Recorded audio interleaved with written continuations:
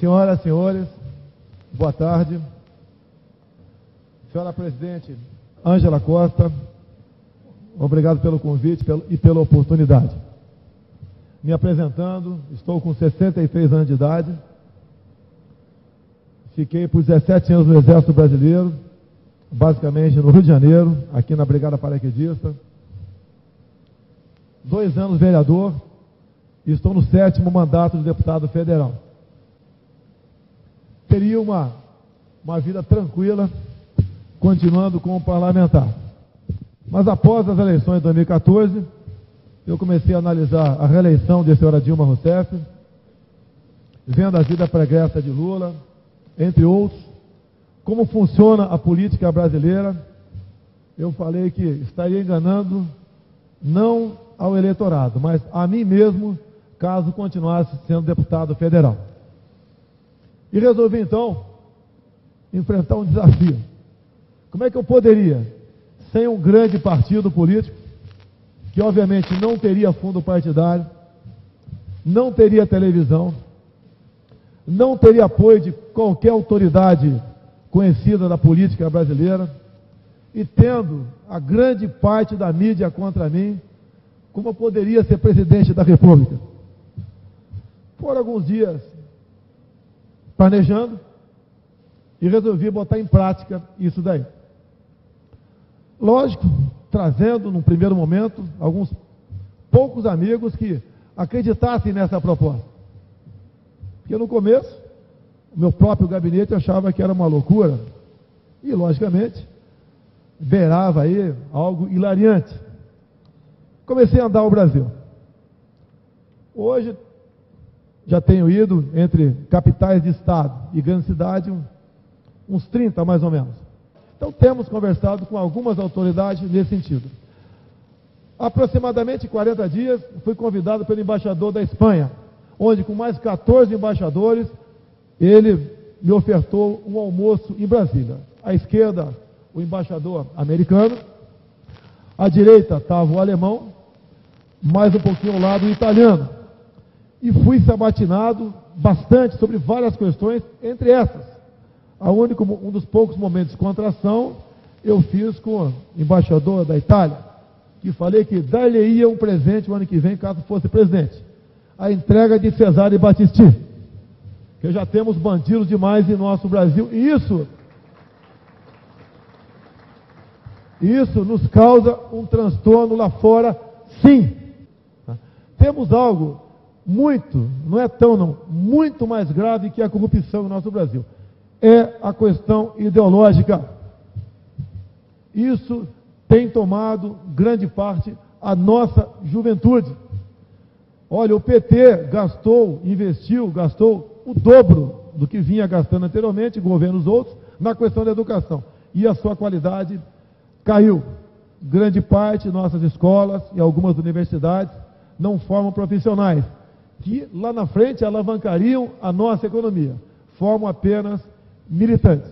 Como começar a desconstruir tudo isso daí? Bem, a história não é tão complicada assim. Tem que tirar a gasolina deles. Mas, para tirar a gasolina deles, temos que ter alguém sentado na cadeira presidencial. Para isso, temos que ter um presidente, homem ou mulher, que seja honesto, tenha Deus no coração e seja patriota. E não negocie cargos políticos. Por que eu quero dizer isso aí? A segunda prisão de Zé Dirceu foi em função de quê? Função do mensalão. Dinheiro vivo que distribuía para partidos políticos. Compra de votos. Hoje tem muita gente, algumas presas, outras respondendo o processo. Por quê? Pintou a figura da propina legal. O caso mais emblemático é da JBS Friboi. Uma empresa que pega 9 bilhões do BNDES, que passou a ser banco dos amigos, e não um banco para desenvolver o Brasil, e ele doa quase meio bilhão para partidos políticos. Para que isso? Compra de votos. Terceiro caso, que mais cedo ou mais tarde vai ser questionado aqui pelo Ministério Público, e no meu entender, seria muito bem-vindo caso esse questionamento se faça presente. Quando alguém assume a presidência e loteia os seus ministérios, os seus bancos oficiais e suas estatais com partidos políticos, qual o objetivo disso? Comprar voto. Onde as pessoas que se achegaram a mim, e outras eu procurei e temos conversado. Temos que ter um ministério técnico. Quando disse que não entendia de economia, eu pensei que fosse levado pela nossa mídia querida que está aí, como ato de, simplesmente do quê? De humildade. Que afinal de contas, quem entende de economia é Dilma Rousseff, formada em economia. Olha a desgraça que chegou ao Brasil. Então, quem for, por exemplo, o nosso ministro, se eu chegar lá, né? Eu tenho que partir do princípio que vou chegar. Eu não posso entrar em campo e achar que perder, já perdi. Eu quero perder de 6-1, que 7-1 é vexatório. Estou entrando em campo para ganhar. Quem vai ser o ministro, que vai ser um só, Fazenda e Planejamento? Essa pessoa tem que ter porteira fechada. Não é porteira fechada para partido político, porteira fechada. Nós temos em torno de 148 estatais. Muitas não tem que ser privatizadas, tem que ser extintas, que é cabide de emprego. Outras tantas têm que partir para privatização, sim, com critério. Talvez, pela sua ineficiência, parte para privatização. E uma minoria poderia ser privatizada também, mas depende do modelo. Não podemos, no meu entender, simplesmente botar tudo no mercado. Até porque, já que os senhores estão do mercado, se botar tudo no mercado, o preço vai cair vai lá para baixo. Agora, temos que acreditar nesse homem ou mulher que porventura vem assumir esse mega ministério.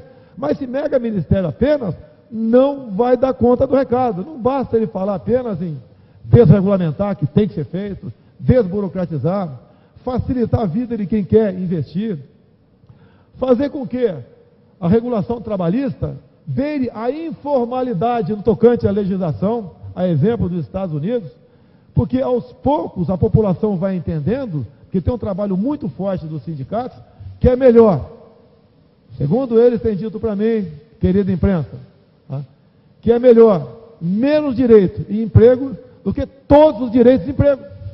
É igual um casamento. É igual um casamento. Se cada um resolver levar a vida de solteiro depois de casado, não vai dar certo. Questão, outros ministérios, rapidamente, da defesa, tem que ser um oficial general de 4 estrelas. Que vexame, não é para mim como militar, para o Brasil, como o último ministro, desarmamentista e comunista, como o antepenúltimo do PCdoB, da guerrilha do Araguaia. E quando se fala isso, é de passagem, né?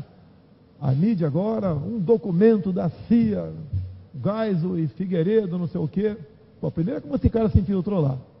E outra questão, é um relato de um agente. Agora, por que a mídia não dá bola sobre o livro de Pepe Mujica? Onde nas páginas 98 e 99, Pepe Mujica, ex-presidente do Uruguai, ele é claro ao dizer que Dilma Rousseff tomava decisões de Estado dentro do Palácio do Planalto, ouvindo as inteligências cubana e venezuelana. Eu vou deixar com a presidente de presidente aqui. Apenas 2 páginas, 198 e 199. Isso aqui eu acho que vale mais do que um pedaço de papel desse agente da CIA, que a esquerda agora louvou, né? Sempre criticou a CIA, agora louvou. Mas tudo bem, é história. Agora, o homem que revelou isso, eu tinha paciência e estômago de ouvi-lo ontem na Globo News, querida imprensa brasileira, ele, como historiador, disse que tudo que tem feito, né, ultimamente, se baseia na Comissão Nacional da Verdade. Só que na CNV não tem nenhum historiador, só tem terrorista. Mas vamos em frente. A raiz do problema está exatamente nas indicações políticas. Não vou pedir para que ninguém responda o nome aqui, não. Quem é o nosso ministro da Ciência e Tecnologia? Pouca gente sabe. Quem teríamos que botar lá? Alguém do nível do coronel da Aeronáutica, Marcos Pontes, o nosso astronauta, que está na ativa ainda na NASA. E não botar alguém lá, como são colocados em praticamente todos os ministérios, simplesmente para atender ao seu grupo político. É muito comum, me permite falar o nome do Paulo Guedes aqui, né? Uma sugestão, não minha, nossa, que chegou ao nosso conhecimento, quando se toca nesse assunto, indicações políticas, né? Entre outros, né? extinguir o Ministério das Cidades. O dinheiro pode ir direto do Tesouro para a Prefeitura. E lá, juntamente com seus vereadores, com seus secretários, a população decide onde vai fazer as suas casas populares. A mesma coisa tocando de saneamento básico. Por que tem que ser o governo federal tratar desse assunto? Joga diretamente para o município. E aproveitando aqui, o meu consultor, se você me permite falar assim, o senhor Paulo Guedes, né? Ele tem uma máxima, né? Menos Brasília, mais Brasil. E essa questão de ministério, botar uma pessoa no Ministério da Ciência e Tecnologia que realmente entenda do assunto e passe a dar meios para que os nossos filhos e netos, que eu já sou vovô também, realmente fiquem no Brasil, tenham esperança de ter algo via esse ministério de útil para si. Uma coisa é eu chegar na casa do colega na frente, eu chegar na chácara do colega aqui na frente toda semana e comprar lá uma galinha e uma dúzia de ovos. Outra coisa é eu comprar o galinheiro deles. No dia seguinte, ele não vai ter certeza se vai poder botar no almoço da sua família um ovo cozido. Temos que nos preocupar com isso. Sou favorável, sim, às privatizações, mas as questões estratégicas, vamos olhar o modelo, para nós não sermos no futuro inquilinos de nós mesmos. Quando se fala em reforma da Previdência, quando chegou a reforma da Previdência, eu estava no Piauí, e lá, quando eu vi a proposta, 65 anos, mesmo sendo escalonada, entre outros absurdos, né? Porque queria aposentar o policial militar com 65 anos de idade, onde a expectativa de vida no Rio está na casa dos 50, eu acho que beira uma insanidade. Cada caso é um caso.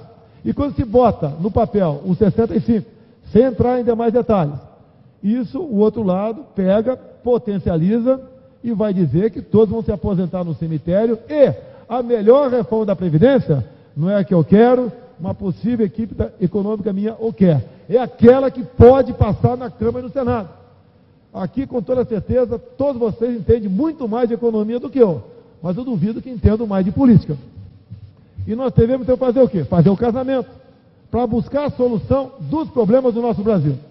Porque há pouco, uma pessoa de 70 anos de idade, aposentado pelo teto, 33 mil, falou que ia para os Estados Unidos, que não aguenta mais o Brasil. E eu havia procurado essa pessoa para vir para o nosso time. Daí eu falei para ele o seguinte: olha, amigo, estamos no mesmo barco. Você tem que nos ajudar. Eu estou saindo do Brasil, eu sei disso, já falou. Mas você tem que nos ajudar. Porque se eu for para os Estados Unidos, se a economia nossa quebrar, você não vai receber a tua aposentadoria aí. E tu vai ter que entregar pizza com 70 anos de idade. Resolveu ir para lá, mas colaborar. O Brasil tem jeito. Ou nós fazemos diferente, ou estou fora. Se eu tiver que negociar com partidos, estou fora. Nós estamos vendo agora, se qualquer outro candidato tivesse 20%, como tem no momento, já estaria cheio, todos os partidos estariam lá praticamente. Já estaria tudo loteado, rateado, e estaria tudo pronto para o futuro. Nós não podemos continuar fazendo política dessa forma. E a imprensa sempre diz para mim, né? Você não vai ter governabilidade, mas o que está sendo feito no momento é governabilidade ou é uma assaltabilidade? Para onde nós vamos chegar?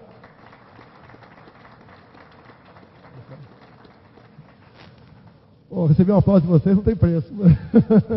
Muito obrigado, tá certo? O que eu quero falar com os senhores é do coração. Né? É aquela velha história, né? Eu lembro da Dilma Rousseff, na campanha, certa vez ela bateu no peito e falou: tenho 14 milhões de famílias no Bolsa Família. Isso é uma vergonha. Uma vergonha, até porque o ano retrasado gastamos 29 bilhões só com o Bolsa Família. Ninguém quer acabar com o Bolsa Família, mas tem coisa errada aí. E temos que buscar maneira de tirar a gente disso aí. E mais, ela diz também que faria acordo com o diabo para conseguir a reeleição. Nós não temos acordo com o diabo. Nós temos um compromisso. A imprensa perguntou um tempo atrás como eu ia chegar sem mentir. Eu falei, então não vou chegar. E vou lá no João 8,32. E conhecereis a verdade, e a verdade vos libertará. É igual um casamento. Se um começar a esconder uma coisinha de um e do outro, não vai dar certo. Nós temos tudo para tirar o Brasil dessa situação. Quando eu comecei a namorar o Paulo Guedes, heteramente falando, depois dos 60 está garantido, o Paulo Guedes, nós não mudamos mais de posição. Tá? Eu, como leigo, botei na mesa, prezado senhor Paulo Guedes, e ele fica forçando a barra para chamar de você. Eu não sei chamar quem é mais velho do que eu de você, é complicado. Tá? Paulo Guedes, olha o que o povo pede, o povo está querendo, né? E às vezes não é o povo, são os senhores também. É o dólar que não prejudica quem exporte ou prejudica quem importe. É a inflação ali aceitável. Uma taxa de juros também aceitável. Preço do combustível. Joguei tudo na mesa, né? Ele falou, dá para resolver. O caminho é esse, né? Falou muita coisa, regulamentação, privatização, ganhar confiança do mercado. Porque você faz tudo isso aí, o pessoal investe, pô. Tá? Eu vi outro dia um empresário que mexe com material de construção, ele desabafou, né? Hoje realizei a melhor venda da minha vida. Vendi a minha empresa. Não quero mais, não vou receber visita mais do Ministério Público do Trabalho, de fiscal, de ONG, de sindicato, acabou esse trem todo. Vou botar na Caixa Econômica e todo mês pegar lá o rendimento e torcer para aumentar a inflação. Porque foi política passada nossa que se combate a inflação aumentando a taxa de juros. Até pelo que eu estudei um pouquinho, pelo que eu conheci das outras pessoas, né? Na metade dos 8 anos de FHC, a Selic chegou a 50%. Essa dívida está aí. O ano que vem, bate 4 trilhões de reais. Aí eu falo para o querido Paulo Guedes, né? Como é que resolve esse trem aí? Mais de $1 trilhão. E ele, como brasileiro, diz que tem solução. E ele está dando a receita. E eu, não é questão de ser obrigado. Olhando nos olhos dele, eu acredito nele. Assim como eu vou acreditar no meu ministro da Defesa, que tem que ser um cara forte. Eu lembro do Bush, né? Ele botava atrás, eu não posso fazer piada, né? Mas botava atrás o seu ministro da Defesa, um afrodescendentão, né? Conhecido como Colin Powell, e dava seu recado. Eu vou entrar no Iraque, a França exerceu seu poder de veto para inglês ver, e entrou no Iraque. E dando a entender, olha quem está atrás de mim. Nós temos que ter um ministro da Defesa forte, que se preocupe com as suas armadas, que são aquelas que garantem a nossa liberdade e a nossa democracia. É assim e sempre foi em qualquer país do mundo. Não existe ditadura civil. Onde é que tem ditadura aí? Para valer, né? E não tem a militar. Toda ditadura, se houve um dia, se houver no futuro, vai ser militar. Assim como toda democracia também será militar. Bate muito em mim o jornalista aí do Globo, Anselmo Góes, no tocante a isso. E Anselmo Góes, hoje ele fala, inclusive, mais um problema, né? Está vindo aí, está lá no Anselmo Góes, a tal da gordofobia. Então, tomemos cuidado com esses neologismos, com essas propostas, crime de ódio, seja lá o que for, que é legislação, que quem está no executivo passa a ter em suas mãos poder tirar a liberdade de quem bem entender. Eu sempre digo, né? Por que na África do Sul o racismo era legal? Porque estava na lei. Nós não podemos nos entulharmos com legislações do Brasil. E o Anselmo Góes, quando bate muito em mim, deixa eu dar uma alfinetada nele agora, bem dada, né? Ele declarou não só no jornal da ABI, de 2002, bem como em entrevista com Lázaro Ramos, né? Dizendo que quando jovem integrou a KGB russa. Tá? E não quero entrar em questões ideológicas aqui, mas nós temos um passado. Não queremos repetir o passado? Será que, se a questão ideológica se aprofundar no Brasil, nós acharmos que temos quase 12 mil cubanos aqui para atender o povo, e não para atender interesses cubanos, porque além do financeiro, 1 bilhão e 300 milhões para não mais Fidel Castro agora, que não precisa mais dinheiro, mas para o seu irmão e sua culpa lá, isso não tem a ver com problemas de segurança interna, de liberdade e de democracia. Tem sim. Me permite aqui, eu não posso entender Lula aceitar ir para a cadeia e mais ainda, Zé Dirceu, sem uma fuga, sem uma carta no bolso. Não estamos livres da questão ideológica ainda. Tem que encerrar, não? Posso contar mais última história?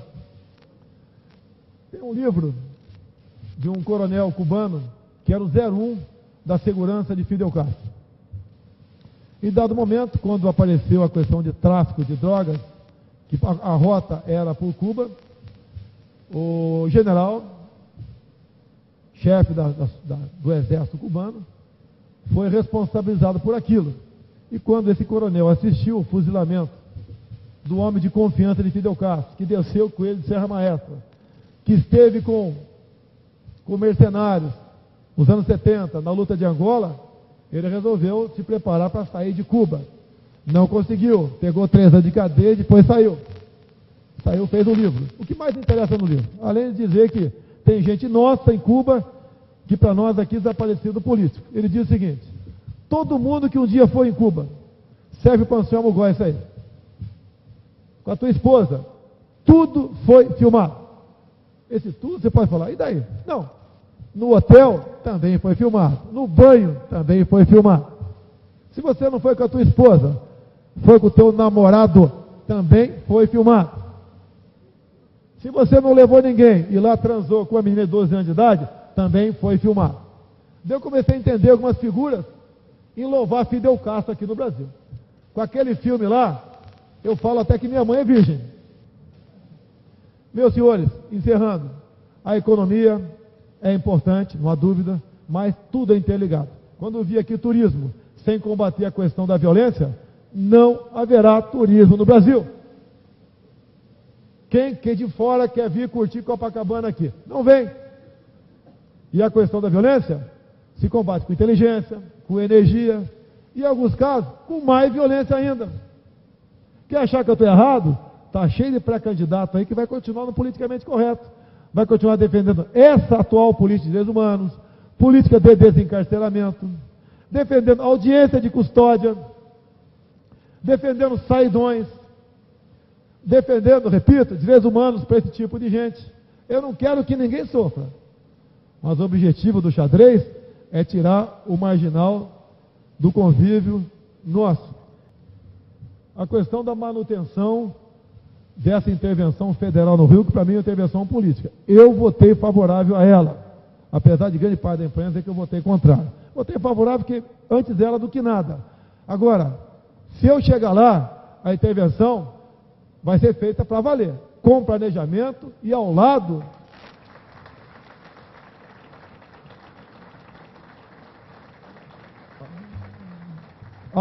de generais, de delegados, policiais federais, coronéis de polícias militares, e é uma coisa rápida. Eu acho que uma semana, 15 dias, dá para fazer um tremendo planejamento. Não precisa mais do que isso. Nós precisamos apenas de mexer em 2 artigos do Código Penal. E a ideia nossa está na maioria dos estados norte-americanos. Eu não estou inventando nada. Temos que acabar com a figura do excesso. Matar um vagabundo com um tiro e 20 tem que ser a mesma coisa. Olha o caso da Ana Hickman. O cunhado, não vou contar tudo aqui, você sabe da história. O MP recorreu.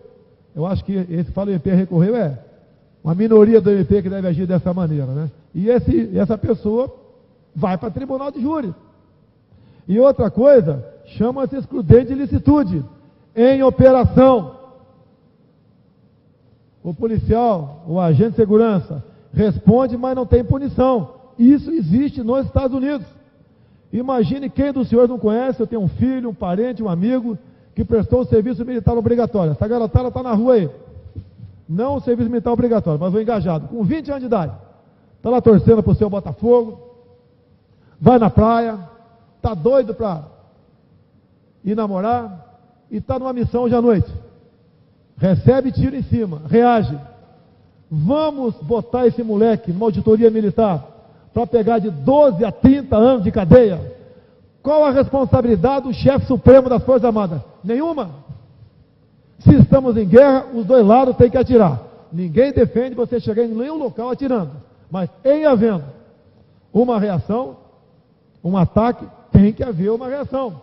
Se não pensarmos dessa maneira, entendo eu, não temos como derrubar a violência em nosso Brasil. E outro assunto, para encerrar agora, a questão da posse e porte de arma de fogo. Por que eu posso dormir em casa, já que eu sou capitão do Exército, com uma arma do meu lado? E grande parte de vocês, não. Qual a diferença da minha vida para a de vocês? É a mesma coisa a questão de porte de arma de fogo. Lógico, tem que ter algum critério. Mas, a princípio, eu acho que ninguém está armado aqui dentro. Se entra um cara aqui, pode fazer um estrago, matar 15, 20, 30, e tudo bem. Agora, se esse cara, antes de entrar, pensasse que poderia ter uns 30 armados aqui dentro, legal, de forma legal, duvido que ele cometa uma ação nesse sentido. Tem um pelotão de fuzilamento agora. Alô. Deputado. Eu serei bastante breve para deixar... Não, é melhor aí mesmo. Muito obrigado pela sua palestra, autêntica. E temos aqui algumas perguntas, ainda que o tempo esteja correndo, mas eu queria lhe fazer uma pergunta aqui Aqui tem uma pergunta do Ney Suassuna sobre o seu pensamento sobre movimentos como MST, MTST. O senhor não quer falar um pouquinho sobre isso? Esses marginais, anteontem, mataram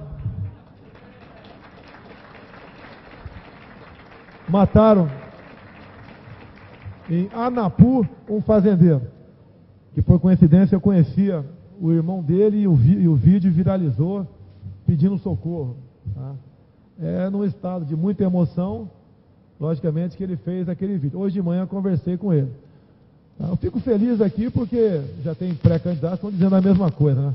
Nós temos que tipificar como terrorismo ações desses marginais. A propriedade privada, é sagrada e ponto final. Invadiu, garantido aqui no Código Penal, chumbo. Vocês imaginam o inferno que está vivendo o campo. Por que o agronegócio, segundo um ex-assessor do Alckmin, Frederico Dávila, ele disse, né, que 95% do campo está comigo. Eu acho que 90%, ele exagerou. Exatamente, porque você tem que ser radical nessas questões. Não basta a grande mídia. Ele é de extrema direita, ele é radical. É aquela velha história que é a mais velha, né? Você não pode fantasiar de flor de abóbora em festa de pepino. Vai ter problema. Essa questão do MST, eu tenho imagem de mais ou menos 12 anos, dizendo em Brasília com faixa lá, dizendo que o exército do PT é o MST. Esse pessoal cresceu muito. São vagabundos e marginais. Não produzem nada. Só invade aquilo que já está produzindo alguma coisa. Eu tenho fotos do sul do Pará. Torre de linha de transmissão com 200 pneus aproximadamente embaixo. Era uma reintegração de posse. O pessoal avisando, se a polícia entrar, nós toca fogo. E se nós tocar fogo aqui, a gente para o Brasil. Vão derreter linha de transmissão. Esse pessoal tem que ser tratado como terrorista e ponto final. Não temos outro caminho para...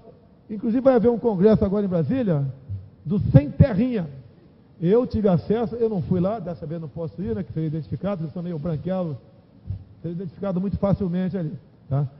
Se canta quase que diariamente a Internacional Socialista. Só se aprende o que não presta, sempre jogando eles contra os outros. O socialismo é o paraíso, o capitalismo é o inferno. Isso está nos livros escolares, que nós tivemos acesso, não é apenas ideologia de gênero, não. É essa questão também. Quando eu digo que, força de expressão, né? Temos que entrar no Ministério da Educação com lança-chamas para tirar todo quanto é simpatizante de Paulo Freire de lá, tem que ser assim. Se nós queremos realmente nos salvar. E outra coisa, apesar de me chamar Messias, né, não sou o salvador da pátria. Essa cruz, todos nós temos que carregá-la. E o que eu estou vendo em alguns setores que nunca falavam em política, não vou falar que as Forças Armadas, mas tenho visto alguns já dizendo o seguinte: não teremos como sobreviver com mais 4 anos disso que está aí, PT, PSDB, não dá mais. Quero cumprimentar Geraldo Alckmin aqui, fazer um elogio para ele. Quarta-feira passada estive na Agro Brasília, falei todos os problemas do agronegócio e falei dar fuzil para ele, falei sim. Logo depois ele chegou e falou: eu não vou dar fuzil não, vou dar trator. Pô, o produtor rural não quer esmola, não quer bolsa trator. No dia seguinte, Geraldo Alckmin mudou de ideia e falou que vai estudar e entregar armas para o homem do campo. Parabéns, o santo é ele, mas quem está fazendo milagre sou eu. Deputado, o senhor parece aí no que o senhor tem falado, transparece que vai, uma vez presidente, vai querer mexer um pouco no vetor da política externa brasileira. O senhor tem os Estados Unidos claramente como um país, uma sociedade que é um bom exemplo, Europa. O senhor está preocupado com o China. O senhor podia falar 1 minuto sobre esse tema de política externa? Olha, a questão do Mercosul, eu acho que você não pode dar um cartão vermelho para o Mercosul, até que tem muita gente de dentro e de fora que tem negócio aí. Mas o Mercosul tem que deixar de ser um indutor da política pelo viés ideológico. Temos que acabar com isso daí. Eu estou para falar está em negociação, uma possível conversa minha com o presidente recém-eleito do Paraguai, Oviedo Benítez. Tá? Logicamente, ele tem interesse em conversar com o Brasil. Tem problemas ali, a questão de Itaipu binacional. Começou no Lula e terminou na Dilma. Com dinheiro quase todo nosso, foi feita uma linha de transmissão, Itaipu, Assunção no Paraguai. Culminando com a queda daquele bispo lá que arranjou 12 filhos com quem ia se comungar com ele, o nosso querido Lugo, tá? O Paraguai começou a crescer.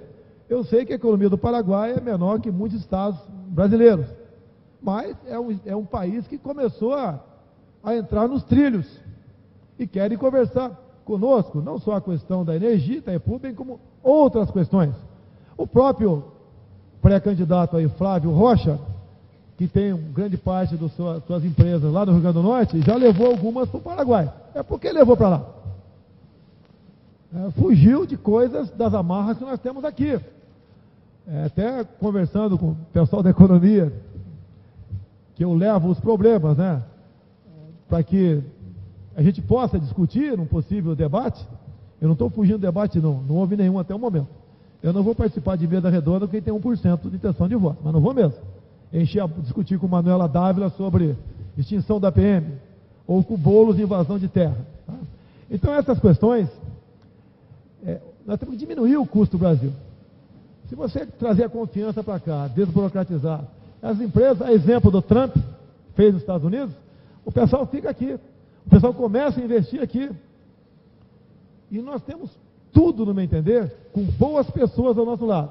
E com o potencial que o Brasil tem, buscar a solução para isso. E afastar o viés ideológico que foi muito impregnado aqui no Brasil. O empresário é tratado como bandido. O produtor rural como latifundiário. E o empregado sempre uma vítima da sociedade. Países evoluídos, patrão e empregado, têm mútuo interesse em que tudo dê certo. Temos que trazer isso para cá, mas trazer como? Com exemplo. Gente que entre para ser, por exemplo, não só integrar o ministério, o superministério da Fazenda e Planejamento, bem como os demais ministérios, porque esse ministério não vai entrar lá no Ministério da Agricultura tocante à desregulamentação. Cada um tem que fazer a sua parte. Nós temos que ter um Beltrão em cada ministério no tocante à desburocratização. Buscar fazer negócio com o mundo todo. Quando estive na Coreia do Sul, problema da nossa carne, não entra lá. Por quê? Israel também levou, só depois que a Dilma saiu, Israel conseguiu fazer com que as credenciais de seu embaixador fossem aceitas daí pelo Temer. E a Dilma não aceitava porque, segundo ela, ele era invasor de terra lá. O Stedler aqui não é invasor de terra, lá o outro é. Não entro no mérito da questão. Quem indica o seu embaixador são eles. Então essas parcerias, sem o viés ideológico, eles aceitam a conversa rápida que tive em Israel, tá? Aceitam o intercâmbio, a ida de jovens nossos para estudar tecnologia deles, estudar o botão do transgênico, tecnologia, as mais variadas possíveis, né? Eles estão dispostos a conversar conosco. Afinal de contas, eles precisam de nós. Nós temos bens, commodities, que eles não têm. Agora eles têm tecnologia que nós não temos. Podemos fazer um casamento. Quando eu falo casamento, não é concessão, são parcerias. E eles têm dificuldade de fazer parceria conosco por falta de credibilidade. Chegar lá fora com o mando da desconfiança não é fácil. E eu que não sou empresário senti isso. Imaginem os senhores. Eu acho que nós temos a última chance agora de começar a mudar o Brasil. Se essa for a vontade de Deus e dos senhores, estamos prontos para, juntos, buscar uma saída para o nosso Brasil. Deputado, eu queria fazer uma última observação, uma pergunta que chegou aqui à última hora. O senhor claramente se posicionou sobre uma drástica reforma do Estado brasileiro. O presidente do nosso Conselho de Cultura, Vera Toste, quer saber se no seu governo, qual é o papel da cultura e principalmente se a cultura precisa de um ministério, se o Ministério da Cultura será preservado ou se ele é parte dessa reforma. Eu fiz uma brincadeira com o Alexandre Frota, no aniversário dele. Alexandre Frota, eu gosto de brincar, né? Eu me dei mal. Você vai ser meu ministro da Cultura. É porque eu falei para o Alexandre Frota que ele é xiita na questão da Lei Rouanet. Aqui, a exemplo de muitas ações do BNDES, é para grandes artistas. A minha intenção é botar a cultura como uma secretaria lá de educação. E essa questão da Lei Rouanet é para artista que está se projetando no mercado, não para figurões, que, na verdade, né, não deixa de ser um cachê para defender o governo. A cultura é importante, apesar de ser militar, eu falo isso, é importante, tá, ok? Não é apenas 1, 2, 3, 4, não, nem a canção da infantaria que está chegando dia 24 aí, tá certo? É importante, mas eu acho que está bem acomodada lá no Ministério da Educação. Deputado, muito obrigado. Eu aqui, como o senhor sabe, é a única entidade empresarial presidida por uma mulher. Ela já deu o sinal aqui que está na hora de acabar. Por isso que eu vim aqui. É isso aí. E eu espero, inclusive, que as mulheres tenham um papel muito importante no seu próximo governo. Muito obrigado. Vou passar o microfone aqui para ela para fazer o encerramento. Se o Paulo Guedes não quiser, já temos um convite aqui.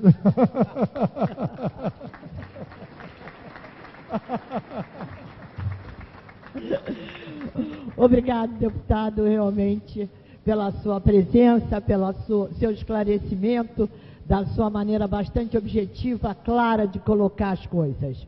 Agradeço a sua presença e digo que a Associação Comercial é uma casa do empresário aberta sempre que o senhor queira vir aqui e trazer seus pensamentos. A todos, obrigada e vamos iniciar o nosso almoço.